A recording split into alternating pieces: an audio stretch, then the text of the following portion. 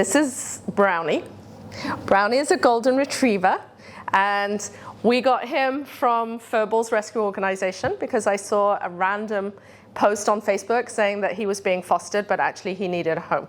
So because we'd had a golden retriever foster before, we knew that they were very good family pets, and their temperament is fantastic, usually very, very calm, very friendly, like children especially. And we had to make sure that he was okay with cats because we've got 5.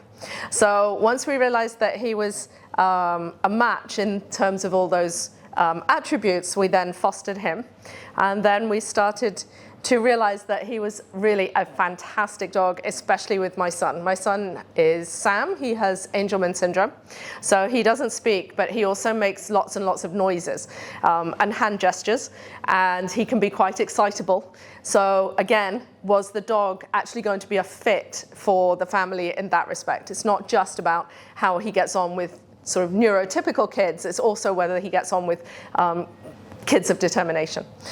So when we realized that actually he was fine on all counts, then we decided to adopt him.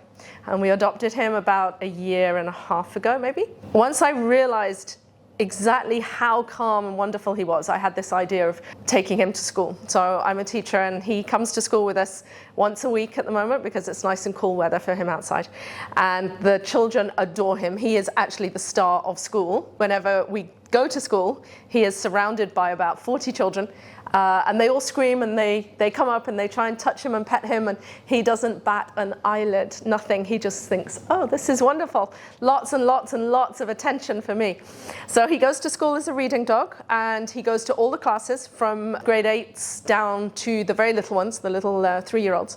And depending on whether the children can read by themselves or not, obviously, the teachers can read to him otherwise. And he supports their literacy and their love of books, but also their love of animals. So he is able to help children, for example, who've never met a dog before, potentially, who've never touched a dog before. There was an adult the other day who had never touched a dog in her entire life.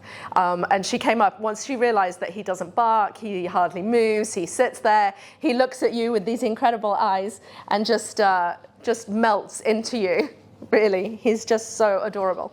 And so she touched him, and she was really proud of herself, and I was proud of her, obviously, for trying, you know, because it's a big deal as an adult if you haven't touched a dog, which is why it's really important to help children meet dogs. It's not as obvious in this country to go out and meet lots of dogs. We don't see a lot of them being walked around unless you're in certain communities. And so it was really, really helpful for them to come up, and they do what I'm doing. So they touch his ears, and they touch his head, and they give him back massages, and they hold his paw, and they sort of give him hand and paw massages as well, and they touch his back and everything, every little bit of him.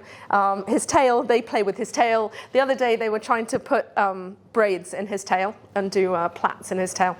So he sits around in the classrooms chilling. He does what he wants. If he wants to sit with the children, sitting upright or lying down, he does whatever he feels comfortable with, and then the children move around him. So wherever he is, they sit, and then they read in any language. We're a bilingual school, so they read in English, French, or Arabic.